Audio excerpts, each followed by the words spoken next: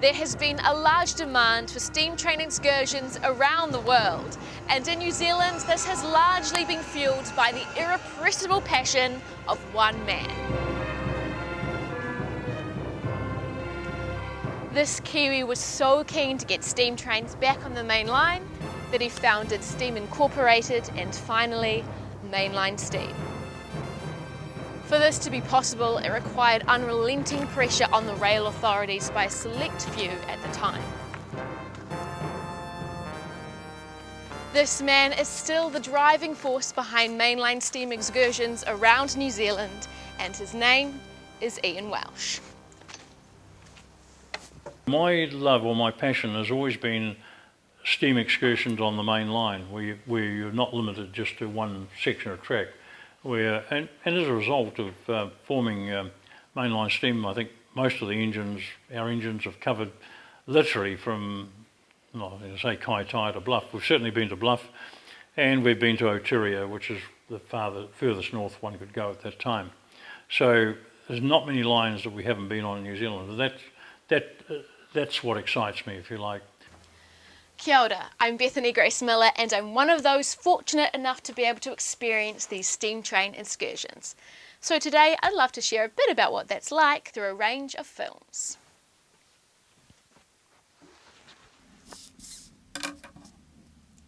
Not long after setting up Mainline Steam, the Trust began running trips primarily from Auckland, where the two operational locomotives were based.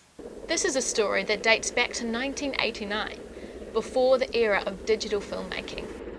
One such trip was to Rotorua to run a series of shuttles up to the historic sawmill at Mamaku.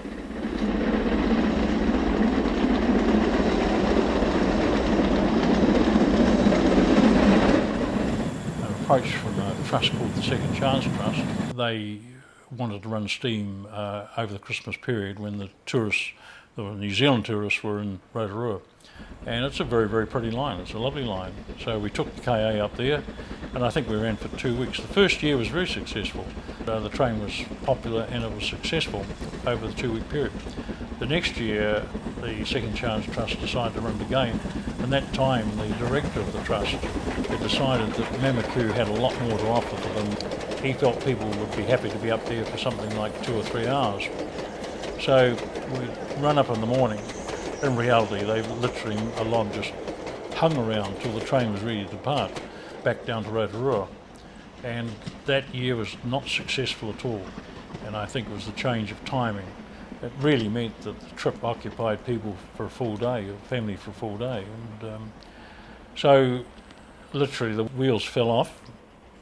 Trains were being run up there empty, and that was a shame, because I think if they'd have stuck to the original formula, they could have done quite well over that Christmas period.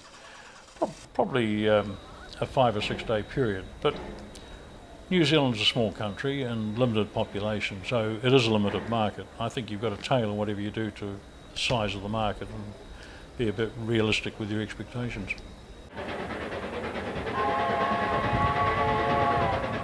We actually got the J running first, and we did quite often trips from Auckland to Rotorua. We used to get down there and give people about 2 hours in Rotorua and then head back to Auckland. So it was an Auckland, Rotorua, Auckland trip.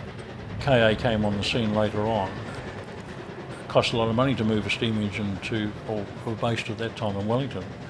And Auckland, and it cost a lot of money to move equipment from either Auckland or Wellington to Rotorua.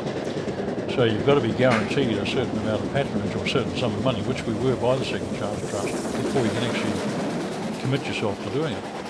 As I mentioned, that second season was really a disaster. They just ran out of money, that's what it came down to. They didn't get the income. Well, unfortunately, like a lot of these things where debt's involved, it did end up in a court case, and we were ordered to be paid by the courts. We got a certain sum of money, we didn't get all our money. The trust resurrected itself in another form, and we started dealing with new people who were very good to us. We got most of our money back, which I'm pleased to say. A chap called Jim Ross was involved, very ethical man, and he was very determined to make sure the new group started off on a good footing. Their first year, they ran very well, but unfortunately the second year they ran into a lot of debt. And it appears from the information, because I wasn't involved at that time, that the more experienced railway people tried to tell the then chairman of Second Chance what he should be doing or not doing, but he apparently went his own way and finished up owing a hell of a lot of money to both On Track and Mainline Steam. Lessons have been learned. I mean, to be fair to the first lot of people, they got it right the first time, and then probably got too enthusiastic and tried to build on that success and altered the formula, and then it turned out going all bad. At the moment we're running about every 6 weeks or 8 weeks out of Auckland, trips to various places. So the more destinations you've got, of course, the more attractive it is to your customers, that's the public. So every time the line closes, that's one less destination you've got to offer, which tends to be quite restrictive. So yes, I'd welcome the line to be open. If it was open from Pataru right through to Rotorua, most definitely we'd be running trips out of Auckland down there. Whether it would be viable in private hands is a moot point. If you own a bit of railway line, there's an awful lot of maintenance involved. It's not only fixing the track that's costly, because the restoration and maintenance of the locomotives themselves are as well. Mainline Steam has a number of full-time engineers across its 3 depots. However, a large amount of the work is done by a keen group of volunteers. I spoke to Ian recently, and he had a lot to say about this team-building approach. Would you find that leading a team to do these things as being rewarding?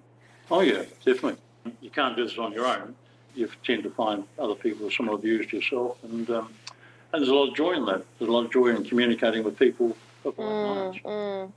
So the team is another massive thing that fuels the passion. Yeah, like-minded people get together and want to know what you're doing, and they get involved with you. Absolutely. And they become part of you, part of the team that's doing this work. This has been a major factor in what is undoubtedly the most ambitious restoration project in New Zealand to date. A double-ended locomotive is presently undergoing a major restoration in Mainline Steam's Plimerton workshops. This locomotive that's here beside me is a Bayer Garrett. It was imported from Rhodesia or Zimbabwe. It is as close within the gauging of New Zealand that we could get to resemble the Bayer Garretts that ran in New Zealand in the 30s. There were, I think, three originally. They weren't overly successful in New Zealand for a number of reasons, and they were converted to a G-class locomotive in the long run. Having said that this is close to New Zealand standards, we have had to do a lot of work on it. We've had to lower the boiler because it's actually over height for the New Zealand loading gauge. We've had to modify the cab so that it fits the loading gauge. A number of the pipe work and things for the injectors and everything else underneath it, we've had to pull in closer to the underframe so that it meets the gauge. This loco was originally vacuum braked, and we're replacing that with a cross-compound air brake system, similar to all of the other locos in New Zealand, converting it from a coal-fired locomotive to an oil-fired locomotive. And it's been a major exercise. We were very lucky in the early days of having Trevor Heath and his wife out here working on it. They retubed it and did a lot of the preparation work, and in altering this locomotive for the loading gauge, what I'm talking about is basically what can go through tunnels in New Zealand, and that's what's been the cause of us having to make the significant alterations to this locomotive to fit it into gauge. What you'll see here is this was the original height through here of which the boiler sat on, and we've had to cut out this section to lower it to this level. So there's a good 6 inches come out of it. That is to lower the boiler to get it into the gauge that I've been talking about. Now, if you look inside, you can see the small tubes are the ones that we've had to replace in this locomotive. They're actually the boiler tubes. The big ones being the flues, which are required for the superheater elements to go back in due course. That's still a work in progress. In lowering the boiler, some of the things that you don't think about is alteration of piping to fit the new configuration of things having dropped going across. So there's been a lot of alteration to pipe work around to make it fit within the gauge. If you look at the tyres in here, we've had to have them all professionally re-profiled. The South African profile, Rhodesian profile, is a much flatter profile than we have, so that has meant dropping all of the wheels out of the locomotive. Most of them were done at the Hutt Railway workshops, but the big drivers were actually done at the Glenbrook Vintage Railway in Auckland.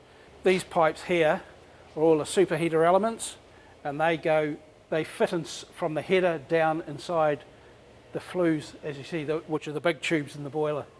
This loco, we would like to think that realistically, with another year to 18 months, we'll see it operational. The longer term intention is to get it operating out on the main line, but that may take some time to get through the registration process, which involves KiwiRail and New Zealand Transport Agency. Once a depot had been set up in Upper Hutt, a number of excursions were organised around locations in the lower North Island. One of these was a regular trip to Carterton in conjunction with the New Zealand Cancer Society. This transported hundreds of kids to a daffodil festival, making it a forerunner to several children's-themed steam excursions these days, such as on-track events, Wizarding Express Train and the North Pole Express. I have been privileged to have performed with both of these later excursions. However, the Daffodil trip was sponsored by the Breeze radio station, and one of their announcers, Grant Walker, went along to describe how it unfolded. I got the opportunity to go on the Cancer Society's Breeze Daffodil Express Day excursion to the Carterton Daffodil Festival. And I'd like to tell you a bit about the effort that went into the preparation and running of this trip. It pretty much started after a late decision was made to bring the steam locomotive J1211, known as Gloria, down from Auckland. This came about because the Wellington-based engine, AB663, that was going to do the excursion and that had hauled the train on the previous 2 occasions, was suddenly needed in Christchurch to work on a train to Greymouth on the same weekend. So on the Thursday afternoon prior to the trip, J1211 left Auckland as part of freight train 225, and after travelling all through the night, eventually arrived in Wellington at 7:30 the next morning. It's now Saturday morning at Transrail's Wellington Loco Depot, and a team from Mainline Steam has just arrived and are giving the engine a good clean, firing it up and checking it all over, ready for its 8:30 departure tomorrow morning. It was originally coal-fired, but was converted to burn oil in the mid-1990s, similar to other J-class locos who've been converted during service with the New Zealand Railways.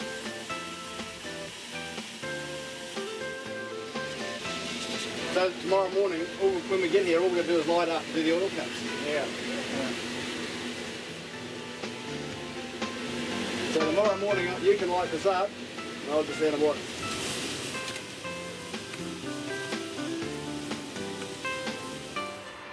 "20 minutes before we're ready to go, with the first passengers having already arrived, the engine backs down from the loco depot and is coupled to the rest of the train.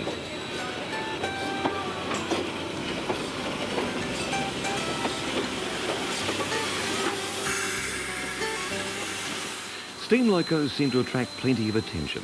Today is no exception.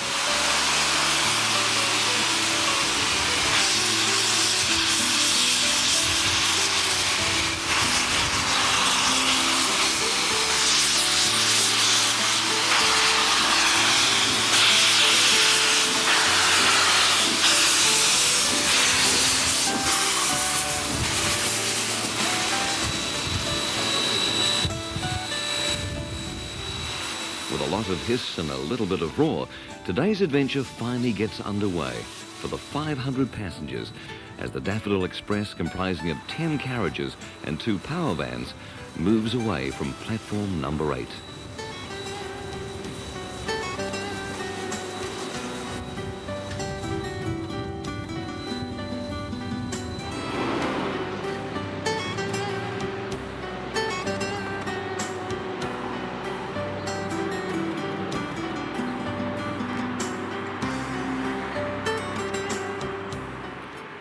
Gathering speed along the harbour foreshore past the Naronga station, we'll soon be making our first stop at Waterloo Station in the Hutt Valley to pick up more passengers.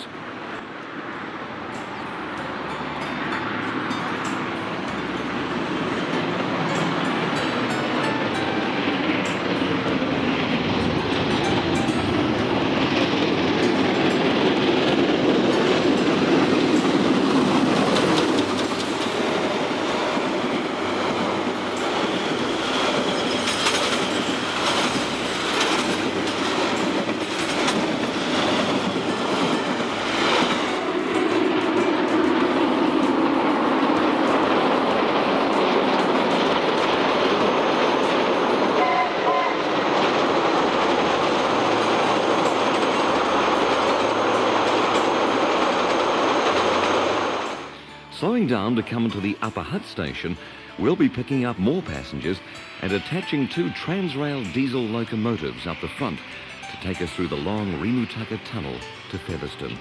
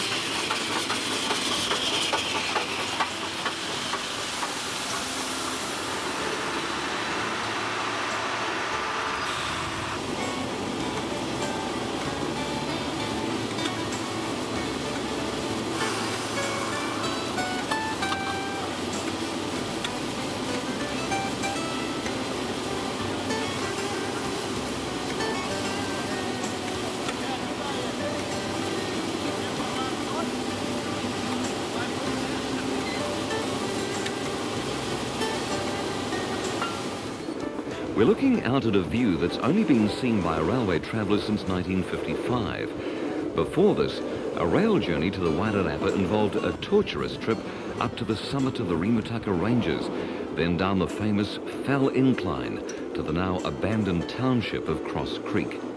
The line then continued winding down a short valley and then alongside the ranges to where it joined the present track at Speedy's Road Crossing, which you'll see us passing shortly.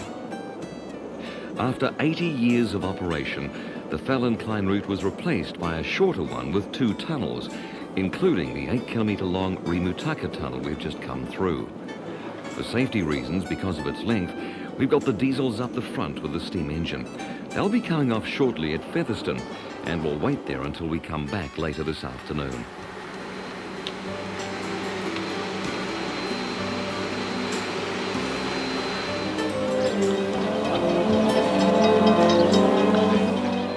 The local band's out to welcome us as we come into Carterton. It's not very often you get this when travelling by train.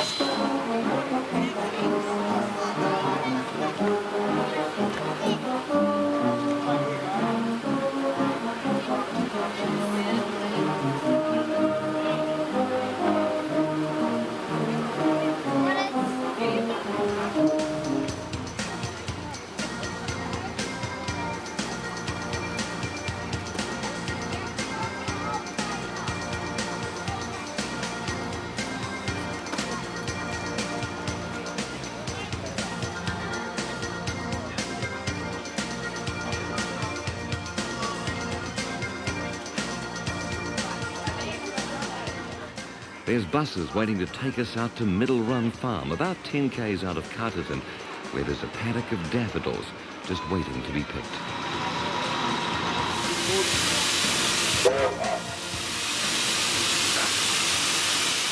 The empty train now heads off to Masterton and brings out plenty of local inhabitants coming to watch the action.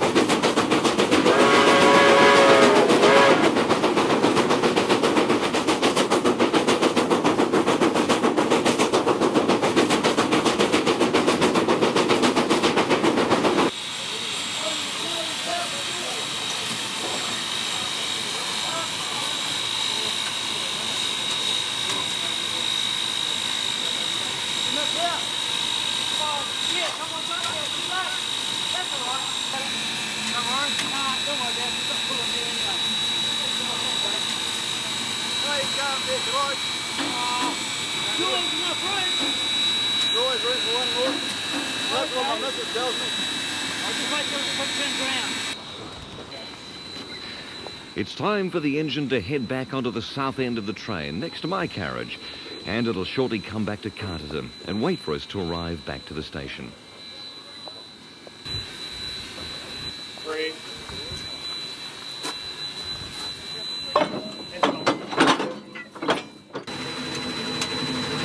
Right there, and we'll get off as soon as we get a barn. Then another bar on board. Okay then, Dennis. Thank you. Who was on? Is RJ Lukey still on? RJ Lukey. Yes, he's still on.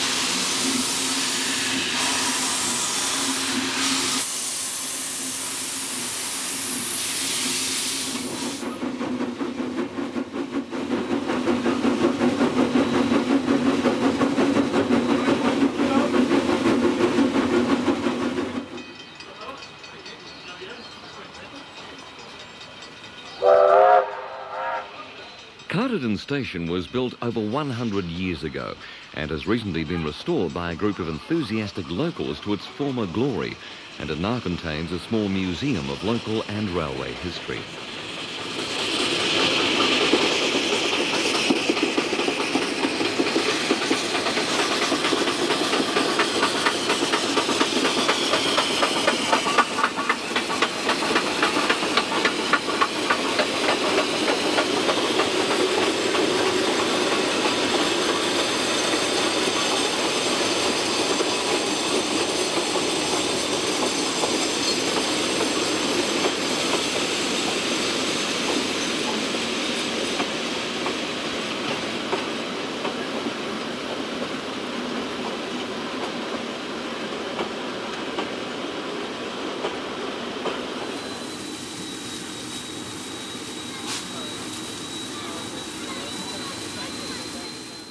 It's a messy job, but someone has to do it. Greasing all the moving parts will help ensure that we make it back to Wellington without any mishaps.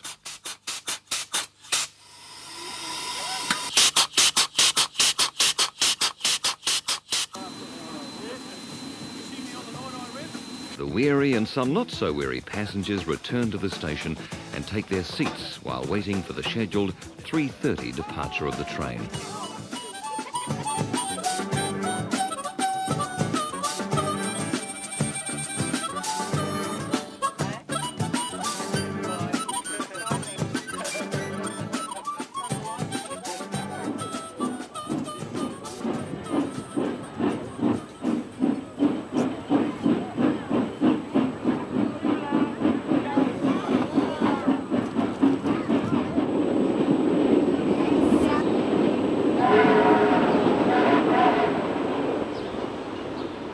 Before long, we come down the hill onto the flat at Upper Hutt, where the two diesel engines are uncoupled and sent off ahead of us to Wellington.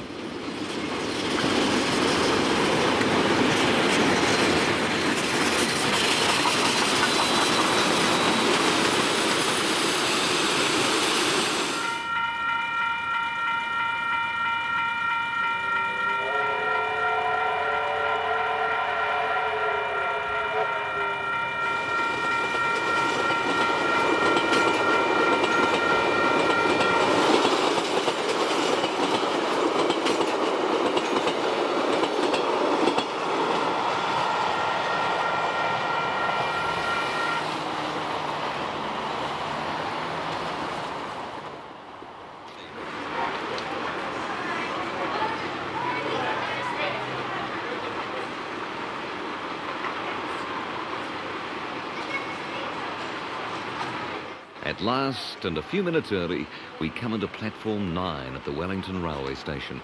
And for me and the other passengers, this is the end of the line and the day's outing.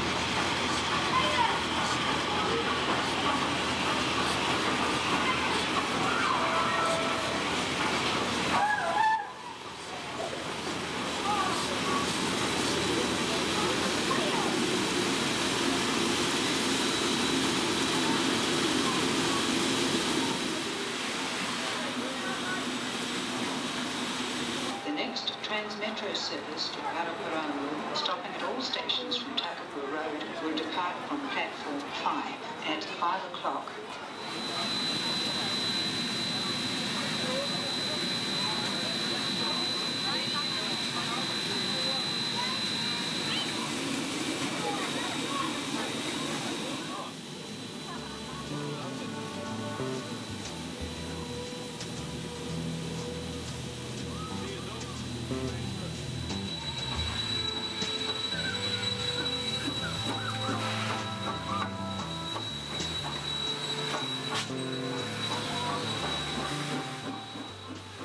The day may be over for us, but it will be still a while before the engine crew can rest up, as the engine needs to have another drink at the loco depot before running backwards to its shed and upper hut.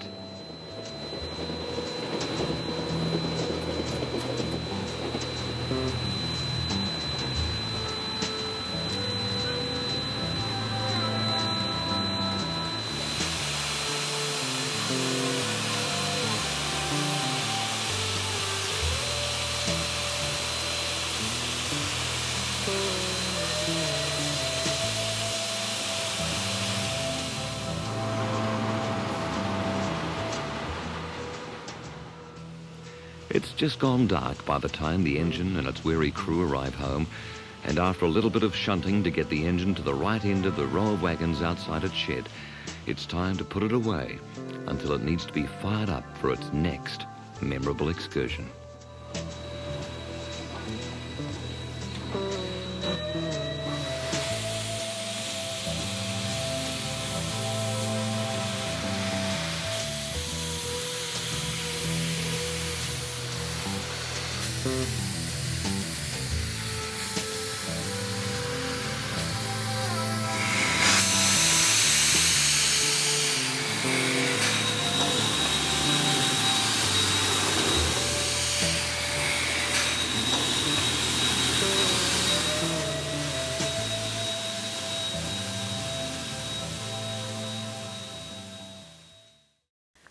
Mainline Steam's locomotives have operated from all parts of the country, and Ian's loco Sharon Lee is no exception. This locomotive was sent down to Christchurch, as mentioned in the last film, and while there it ran a weekend excursion to Greymouth. During my own trip to National Park, I was fortunate enough to be able to ride in the cab. Now I can tell you this is an exhilarating experience which the next film will give you a bit of an idea to. Our journey from coast to coast starts at Christchurch in New Zealand's South Island, crosses a wide plain and wends its way through steep mountain valleys before reaching the river port of Greymouth.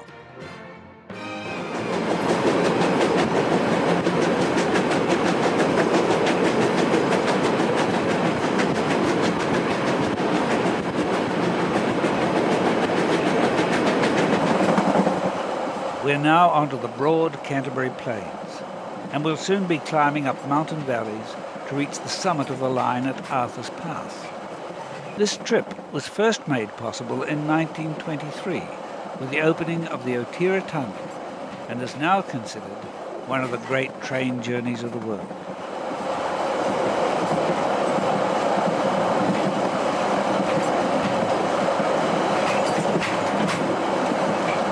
With steam locomotive servicing facilities long since gone, water has to be pumped from a stream near the Springfield station to replenish the tender and tank wagon before the long climb to Arthur's Pass. Splendid views of snow-covered mountains create an enduring scene and serve as a backdrop for passengers' photos.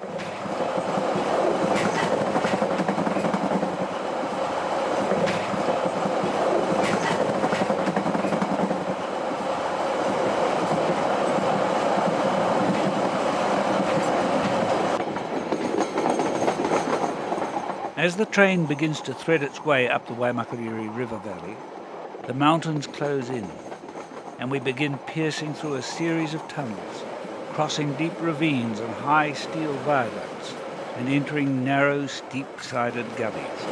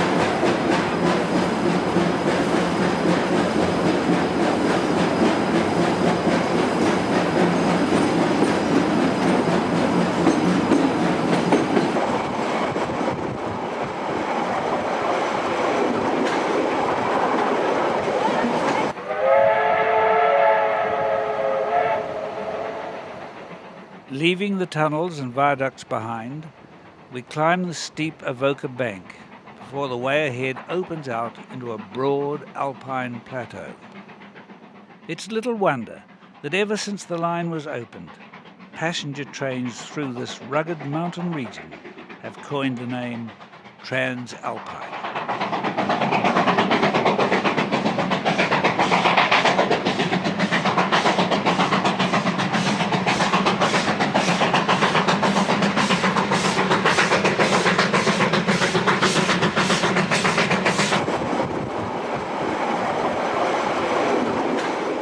Once wagons loaded with stock and wool left from Craigieburn, where we are now waiting for a coal train from Nakawau to pass. The excursion will pass many coal trains during the weekend, each hauling nearly 2,000 tonnes of black West Coast real estate to Lyttelton for shipping overseas.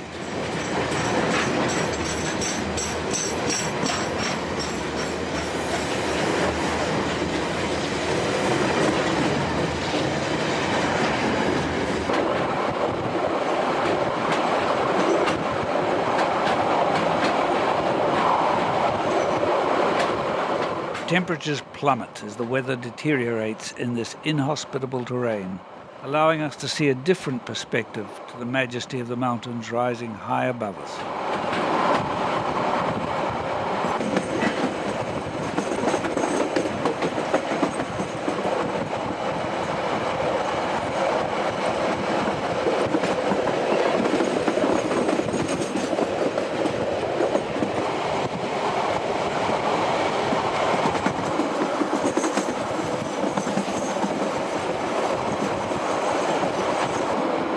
Cass Station, flashing past on the left, has been a railway maintenance base since the opening of the line and still remains to ensure that the railway keeps operating in this harsh environment.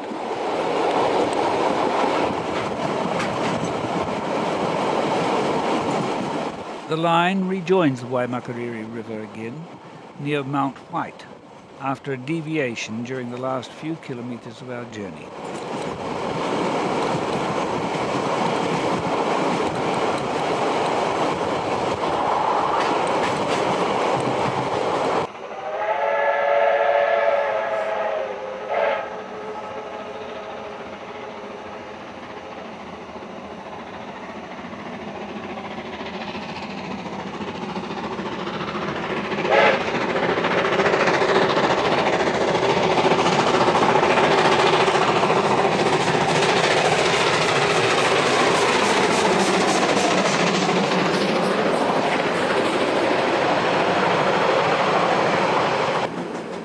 Nearing Coralin, the grade begins to steepen as the train commences its final climb to the highest point of the line at Arthur's Pass.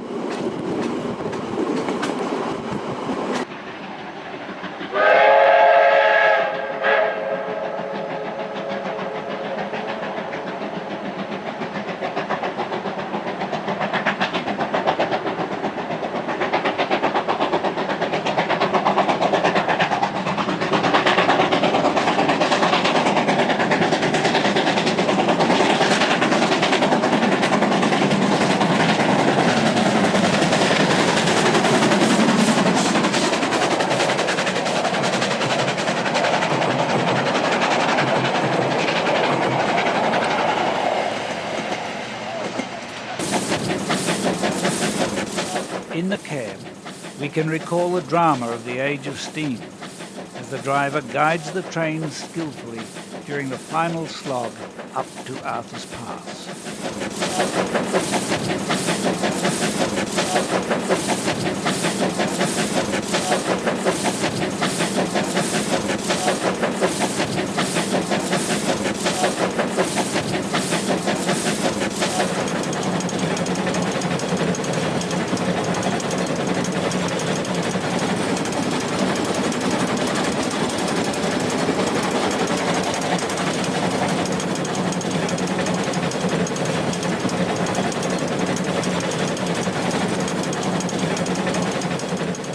This engine was originally coal-fired, but was converted to oil burning during its restoration in the mid-1990s. much to the relief of its firemen.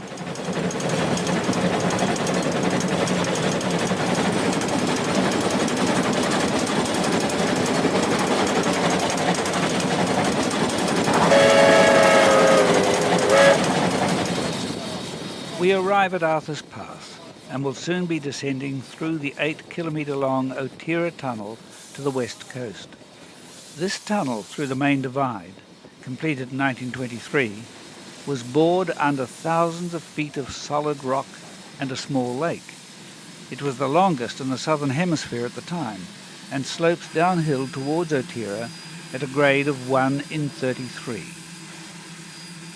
Electric locomotives were used through the tunnel up until the late 1990s to haul passenger and freight trains.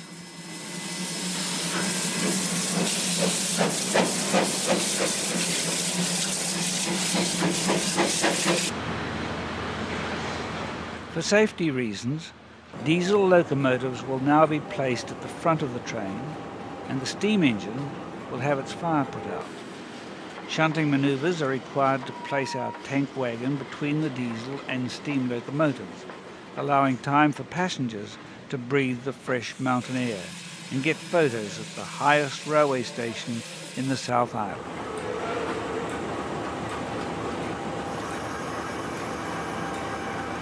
We're now descending through the Otira Tunnel and will soon reach the old railway town of Otira, once the depot for the electric locomotives.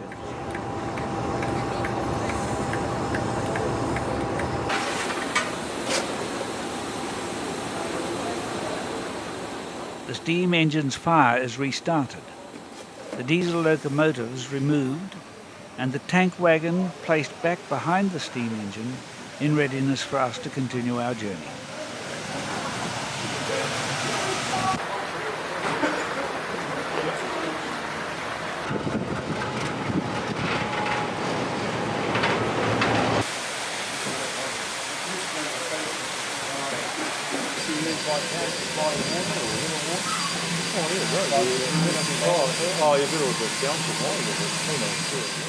Before we leave, the engine gets another drop of water, a bit of grease and oil for the bearings, and the passengers can once again stretch their legs before the train begins its dramatic run down the Otira Gorge.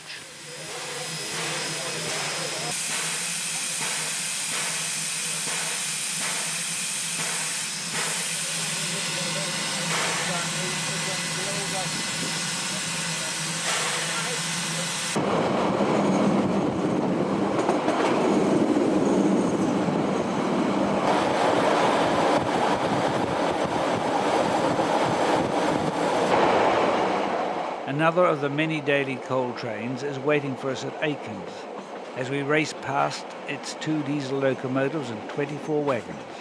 The diesel engines that brought us down the Otira Tunnel will be placed onto the front of this coal train to assist it up through the steep tunnel.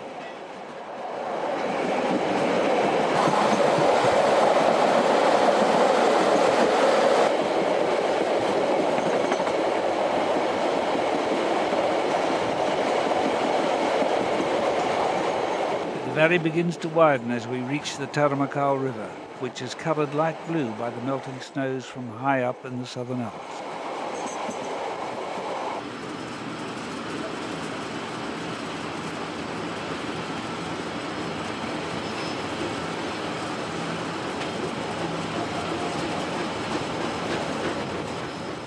We're about to pass by the historic Jackson's Tavern that was originally built in 1870 as a horse stable for a stagecoach service to Arthur's Pass that operated before the opening of the railway.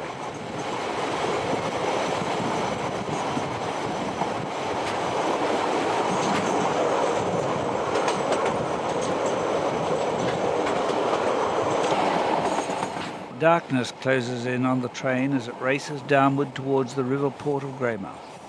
The passengers will stay overnight in a hotel near the railway station and rejoin the train for the return journey early tomorrow morning.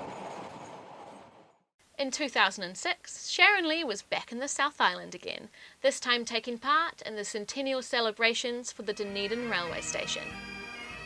This next film gives some beautiful aerial shots along the popular scenic railway up the Taieri Gorge.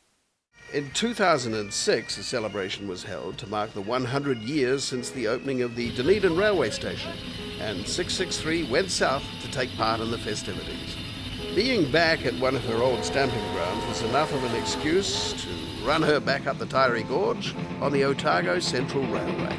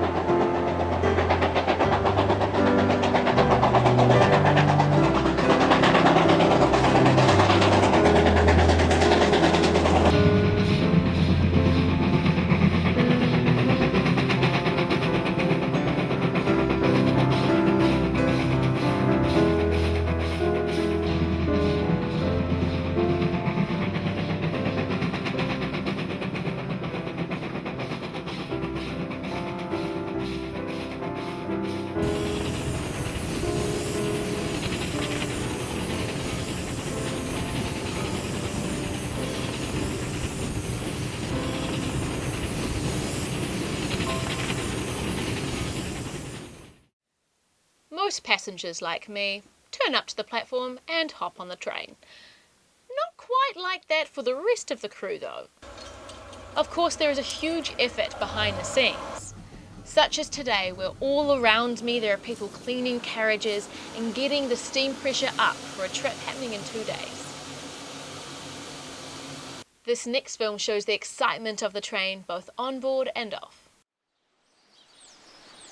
On overnight excursions, the crew are up at first light to fire up the boiler and lubricate the moving parts on the loco in readiness for the day's journey.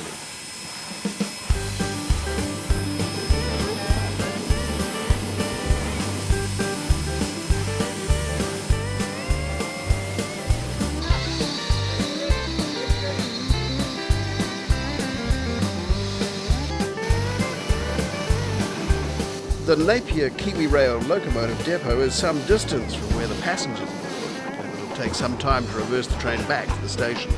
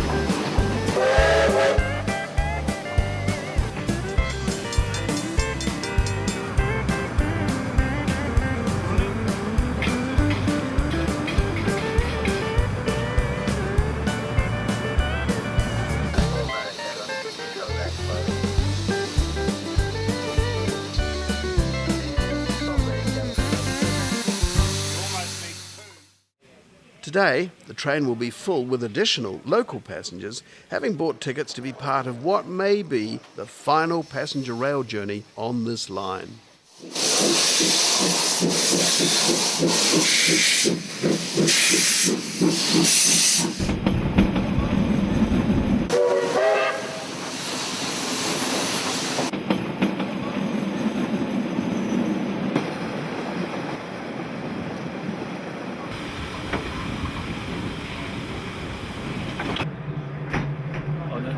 In the market where you can't get insurance.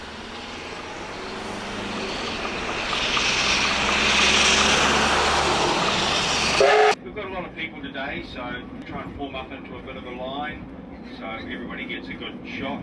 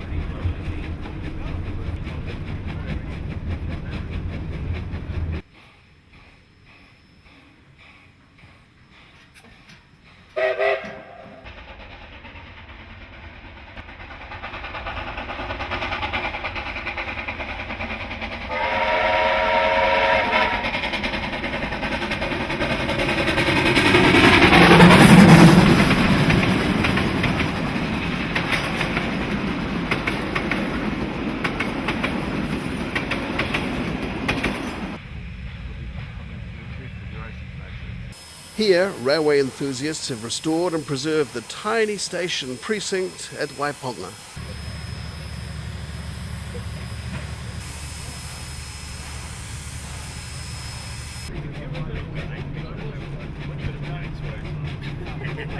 From here, the railway continues its steep climb up the Esk Valley and will soon reach the first of the 7 tunnels we'll pass through before arriving at Wairoa.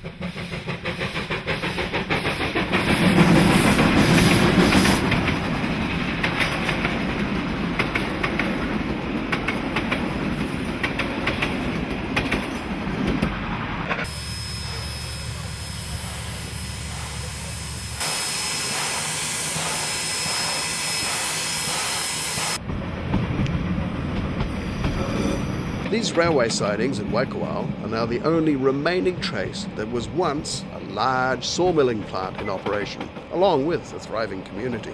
I've come to New Zealand because it's a beautiful country. I've been interested in steam trains ever since I was a young fellow. This is the last bastion of the real authentic steam tour.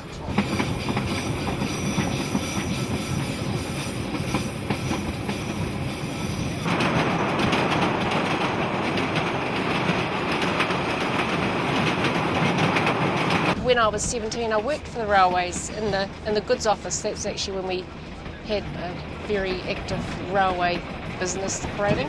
As a young girl, most of the men that worked in the backyard clearing and filling the wagons, they were a rough and ready lot, but they certainly looked after us.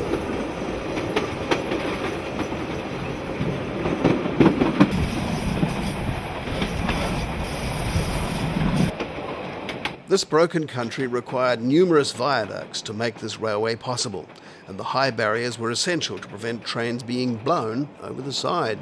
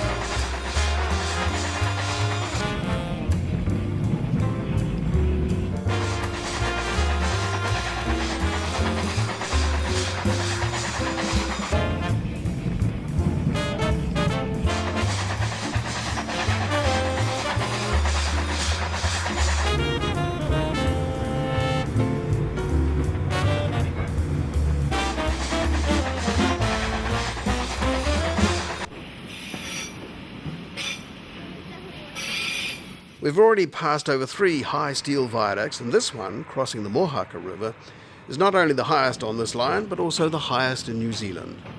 The government of the day were very proud of their achievements in respect to the Napier to Gisborne Railway, and Robert Semple, the Minister of Public Works at the time, noted during his speech at the opening of the line that the Mohaka Viaduct contained 1,900 tonnes of steel, was completed in record time, and was an outstanding example of what New Zealand engineers and builders can do. It's 275 metres long, and the deck we're on sits 95 metres above the water, and there's still one more steel viaduct to cross before we reach Wairoa.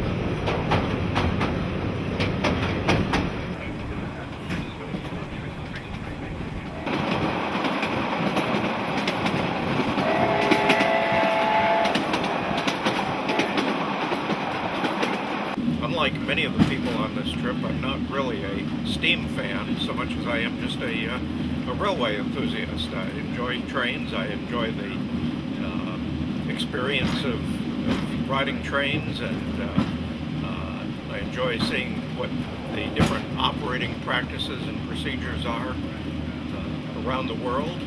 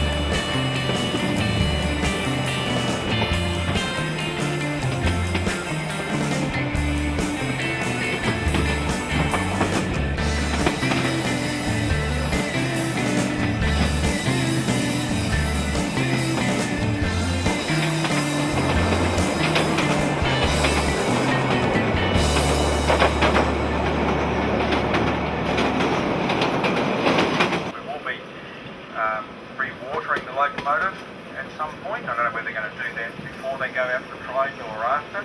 It's your responsibility to come back and be on the train when we actually leave. Approaching today's destination at Wairoa, we feel saddened that this may be the very last passenger train to arrive here. This railway line has been under threat of closure for some years now, and 2 substantial washouts occurring during a storm earlier in the year have led to the closure of the northern part of the line. After a review of the future potential of the line, Kiwi Rail announced just before this trip departed that it planned to mothball the railway north of Napier before the end of 2012. This little bit of equipment here on the tender is helping to re-rail the train if it comes off. And I've just noticed here that it says Fellows Brothers Limited, Engineers, Cradley Heath, England. That's where I come from. Yeah, it's all your fault that we're enjoying ourselves here. I know, it's a terrible responsibility. I don't ever go and hang myself and cut my throat. One of the best things about my excursion was getting to see parts of this beautiful country that you never get to see from the road. Not only this, but you have the freedom to get up out of your seats, walk around, check out the beautiful viewing platform, and even get a snack from the food bar. This next film is of a trip from Greymouth to Westport. and whilst most of it does follow beside the roads, there are many stretches that don't.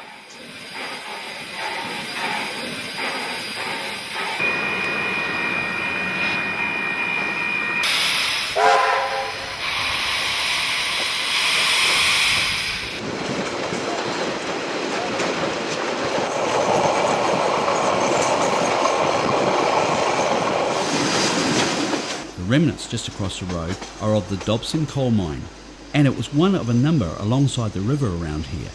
This mine was the last, and it closed in 1968, with very little remaining. However, this old film footage gives some idea of its size.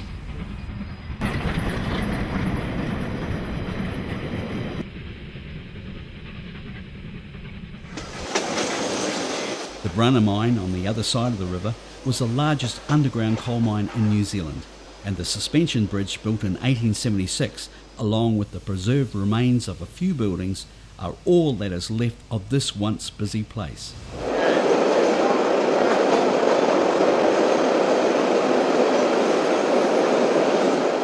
Just up ahead is a 3,500 tonne Canary, the last gold dredge remaining of more than 300 that worked around different parts of New Zealand. It was reconstructed from the dredge seen in this rare film, which after having recovered 202,000 ounces of gold, finished working in 1978 in the Taramacau River just south of Greymouth. During my filming trip here in 2003, I saw the new dredge working at Ngāhere and managed to get permission to film it up close, as it was on this side of the river at that time. It was closed down in 2004 after it used up its allocated permit area and was moved to the other side in 2009, exhausting its permit 2 years later. It dug up about 120,000 tonnes of gravel each week, from which it would recover about 120 ounces of gold. Maybe a future candidate for an interesting museum, it now sits idle as it awaits whatever its fate may be.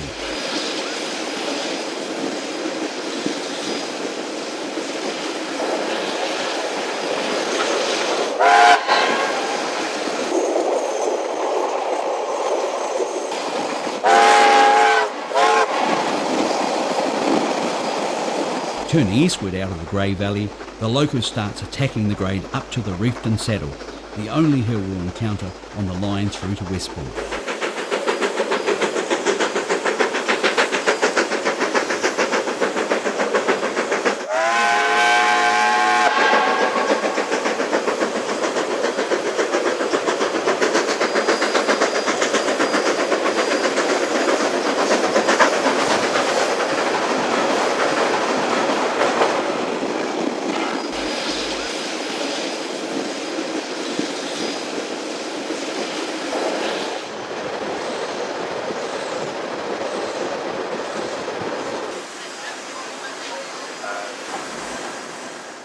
Just a reminder, we are scheduled to cross a coal train here,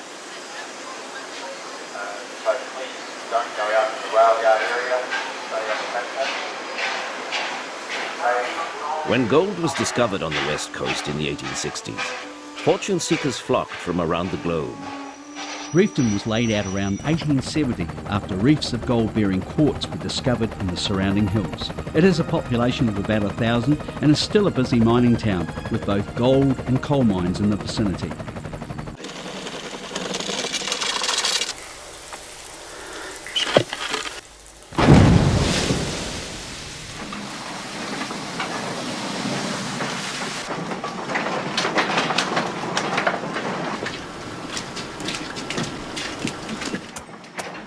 Underground mining for gold was a tough life, as shown in these very early film clips taken in a mine just to the south of Reefton.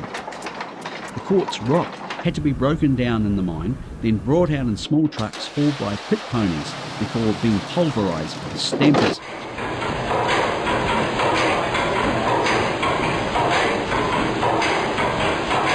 And put in chemical tanks to separate the gold from the quartz. In 1888, Reefton became the first town in the southern hemisphere to have reticulated power and street lighting.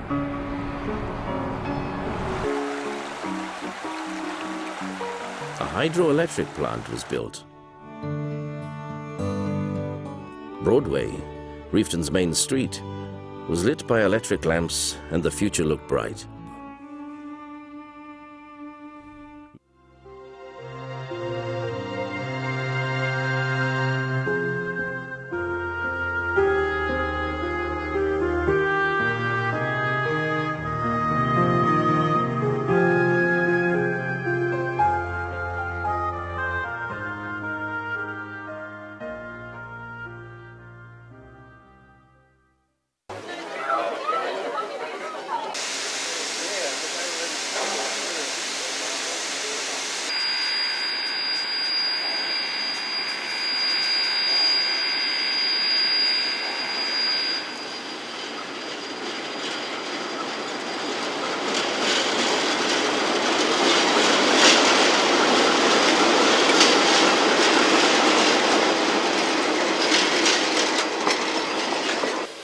The railway yard is still a busy place, with a local group restoring the engine shed and station, gold-bearing concentrate being transported in these wagons to Otago, and a couple of local coal mines having loading facilities at the north end of the yard.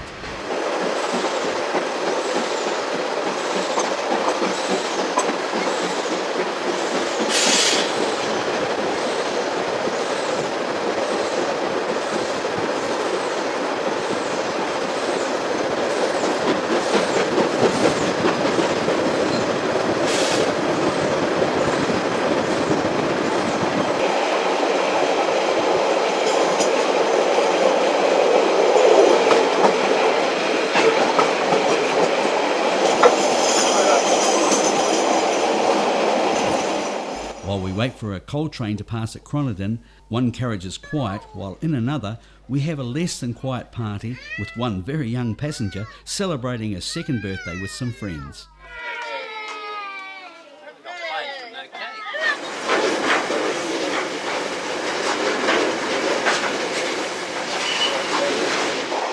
Many of the rail bridges along this section of track were used by road traffic as well, and the old road paving approaching this one can clearly be seen. This archive film from the 1950s shows the wooden truss bridge that spanned this stream along with a small station shelter, both of which are now very much a thing of the past.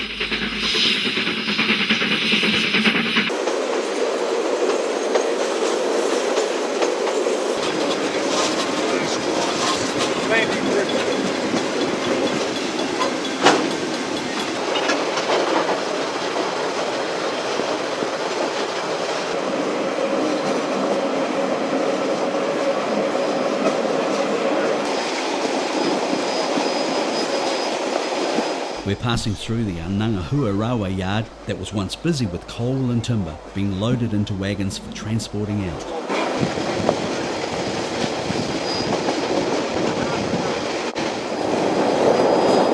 Crossing over the Anangahua River, we see the valley, which starts at Lake Rotoiti near Nelson, and on the other side of the Bola River, we'll turn west and follow it through to Westport.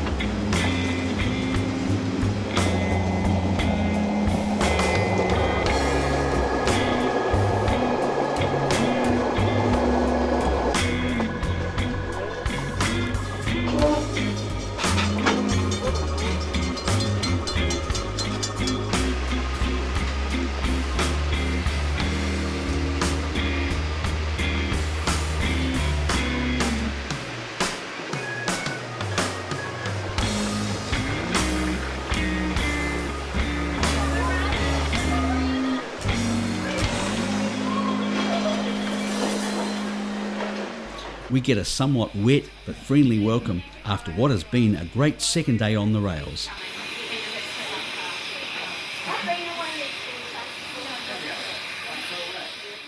Kia ora, Grant. Hi, how are you? Yeah, I'm very well, thanks. Thanks for coming and having a chat today. So I've got a few questions. I hear you've organised an amazing full carriage fleet around the 3 depots that you're still working on. Once that's all put in place, what kind of ideas do you have for trips? Yeah, you're right, and that's across our Auckland, Wellington and Christchurch depot. Our goal is to have 3 full operational carriage fleets, such as one we're sitting at the present point of time. So yeah, and what that gives us is a nice train that we can provide a very good customer experience for our passengers, our customers. And we've found some success in running out of Wellington here, where we've been travelling to a destination where we can get our passengers off the train. They can experience a nice occasion, such as a lunch or some other sort of event. So we sort of have been running trips, the Wellington to the Tui Brewery, the Chateau, then recently one to Napier. So we've all times taken the people off the train and provided a meal for them. So at a destination. So that experience seems to be working well. It's been a pretty good success out of Wellington, so we see no reason why that wouldn't continue at the other 2 depots. So I've heard a bit about overnight journeys as well. It's something we've done a few in the past, mainly around tours, when we've been running tours with either national or international customers that we've brought in for a rail tour. A nice venue like the Chateau, would appeal, I believe, to a broad range of customers. So, and I guess if you find a destination like the Chateau, for those that may be happy to stay like an Awakuni at a more motel, hotel, that gives us an option to look after that sort of part of the customer experience as well. I really enjoyed the Chateau when I went there, so I can definitely imagine it being an amazing overnight experience. Yes. And of course, you can't get much better than the West Coast, so that does sound incredible. It does, absolutely. Yeah. The West Coast offers a whole lot of different features in that, and the trip to the West Coast, obviously, throughout this past is spectacular, and there's plenty of activities on the West Coast to have our customer samples. So. Really exciting stuff. Of course, we've got amazing carriages already in this Wellington facility. So can you tell us a little bit about these current renovated carriages? The carriages we have in Wellington and also the fleet we have in Christchurch, they ex-New Zealand Railways, Kiwi Rail, as the Overlander or the Transalpine used on those, plus some of the local sort of maybe trains that might have run to Marsden on time. They've all required some form of renovation, restoration, some not too much more than a good tidy up and a paint job. Others have required pretty well a full rebuild. I guess learnt a lot as we've gone through. It'd be fair to say, most of these carriages were built in the late 30s, early 40s and modernised by New Zealand Railways through the late 80s and the 90s. They're a nice carriage. The upgrades that was done, air conditioning, heating, 230 volt electricity means we can run a very good buffet car with good chillers, microwaves, ovens, which enables us to provide, quite a wide range of hot and cold drinks and hot and cold food. But the seating's nice. The tables are good to sit there and, with your drink or read a book or read a magazine, and we've got these glorious big windows here that just give you such a good vista of New Zealand's lovely countryside. I have to say, from my own experience acting on the steam train, it's wonderful to be in a beautiful air-conditioned space, but to know that it is an amazing original from the 40s that just has the facilities of a modern carriage.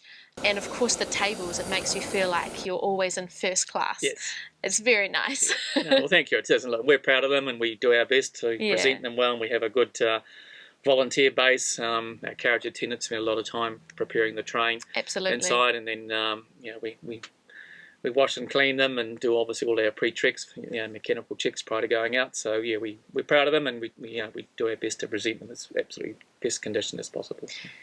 Can you talk a little bit about that organising and preparing that goes into an excursion, such as the work by the volunteers dealing with Kiwi Rail and the kind of work that you've of course put in today? I'll go right back to the start when we'll come up with a destination that we would like to run to, and so the leadership team will agree on a destination, like Napier for example, and And we'll typically do that, minimum of 3, 6, sometimes 6 to 8 months in advance. And our first work we have to do is obviously let Kiwi Rail know, send in a timetable, send in an application to run the trip. So it's Kiwi Rail's network, so we need permission to run on their railway and obviously get a crew to run the steam locomotives. So the Kiwi Rail part of the work is done very early on. The planning and the application is we'll go about marketing the trip, setting the pricing, advertising through our social media, our website, newspaper advertising if need be. So we'll start the marketing, about 3 months out, selling tickets. But as the trip approaches, we'll get our team involved a similar amount of time, 2 to 3 days at minimum to clean it. We usually bring the steam locomotive into steam 2 days, maybe 3 days in advance, just to gradually bring the boiler up to pressure, get it nice and warm. So usually by the last day, the day prior to we're going away, everything's set, we're confident everything's ready to go, and it's just sort of final work. What do you think are some of your favourite landscapes or the most spectacular views that you've seen on any of your trips? Well, the Manawatu Gorge is obviously very, very good. I guess it's an attraction now because there's no road through anymore, with the road being closed, and so people can't experience it other than if they want to walk it through the walking track. The other way is by rails, running up onto the central plateau, the great rivers, the nice trestle bridges we go across, and then obviously up on the central plateau with the vista of the mountains. It's on a nice day, it's spectacular. It's a very, very nice part of the country. And the run out of Flimmerton here is very nice. We've got a nice climb up out of Flimmerton up onto Pukegura Bay, and then as we go around the coast there, looking out towards Kapiti Island, heading towards Pariki and Paparumu. Spectacular views on the coastline. There's some nice elevated, the track's reasonably elevated up above the sea, so on a nice evening or a nice crisp clear morning, the views are very good. I had an amazing time myself going up to the national park, and even recently going towards, I think it was Otaki. We went over an amazing gorge or river, and we pretended that it was the portal going into the going into the North Pole. But I mean, you can do that when there's just such magical, spectacular views that you get. Yeah, and you get quite a different perspective of New Zealand scenery with rail travel. It's opens up part of the countryside you can't normally see unless you're going by train. So we're blessed in New Zealand with very nice scenery and spectacular views. I've heard a little bit about the trip to Napier last November. So can you discuss the highlights about that trip to Napier? It was the first time we'd been across the East Coast for quite some time, so Napier was on our radar to try and do. So we a reasonably short notice, we put a trip together there, and we found a nice venue in Napier called the Old Church.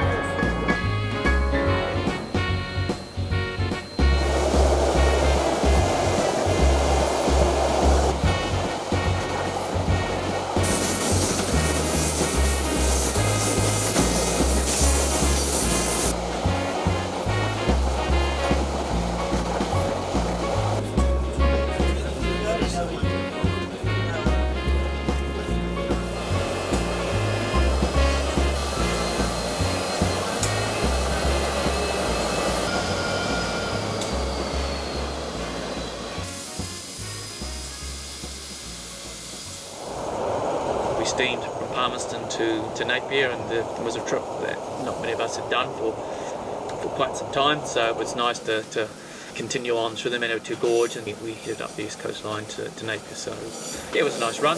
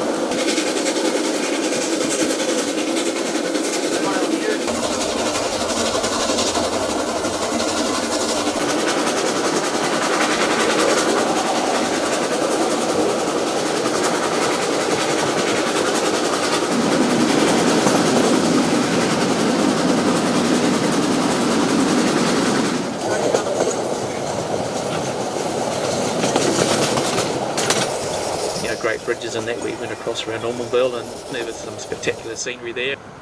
You know, when you can sit back out the windows and watch the countryside, it's hard not to smile. We live in a special place.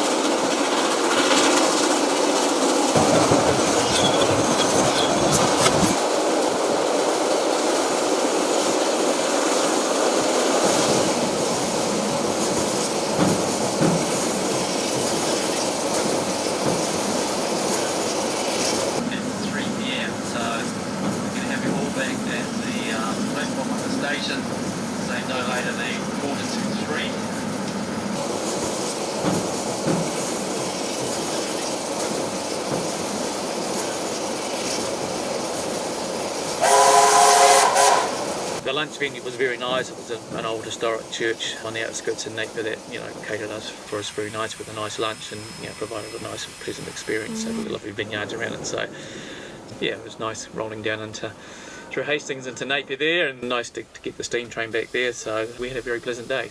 Long day. Yeah, it was pleasant.